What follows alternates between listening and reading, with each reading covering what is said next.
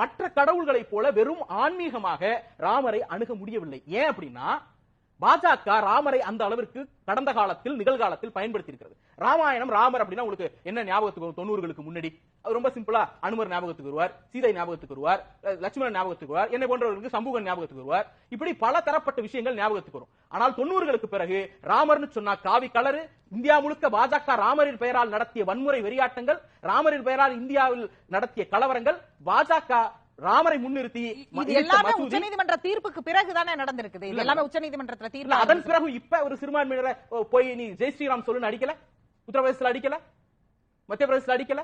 அப்ப மத சிறுபான்மையினரை, சாதி வழி சிறுபான்மையினரை, இந்து மதத்திலேயே இருக்கக்கூடிய பிற்படுத்தப்பட்ட பட்டியலின சமூகத்தை சேர்ந்தவர்களை அச்சுறுத்துவதற்கான ஆயுதமாக கடந்த காலங்களிலும் தற்போதும் பாஜக ராமனை பயன்படுத்தி இருக்கிறது. ராம பக்தர்களை பாஜக அவமானப்படுத்தி இருக்கிறது. இந்து மதத்திற்குள்ள இருக்கக்கூடிய பிற நம்பிக்கை சேர்ந்தவர்களையும் அவமானப்படுத்துது. ராமரை தன்னுடைய அரசியலுக்கு பயன்படுத்தியதன் மூலமாக பாஜக ராம பக்தர்களையும் அவமானப்படுத்தி. இது அரசியலுக்கு பயன்படும் அப்படின்னு நீங்க உறுதியா நம்புறீங்களா? அவர்கள் பயன்படுத்துறாங்கிறதுக்கு நிகழ்கால சாட்சி தமிழ்நாட்டுல இன்னைக்கு கோர்ட்லயும் அது ப்ரூவ் ஆயிருக்கு. நேற்று அமைச்சர் சொல்லியிருக்கிறார் எந்த இன்ஸ்ட்ரக்ஷனும் அப்படி நடக்கல அப்படின்னு. வழிபாட்டை தடுக்கலங்கிறதுக்கு மிகச்சிறந்த உதாரணம் கலைஞர் வீட்டு வாசல்ல இருக்க கோயில்ல போய் இவரு பாஜகவினுடைய தலைவர் அண்ணாமலை வழிபட்டு இருக்கிறார்.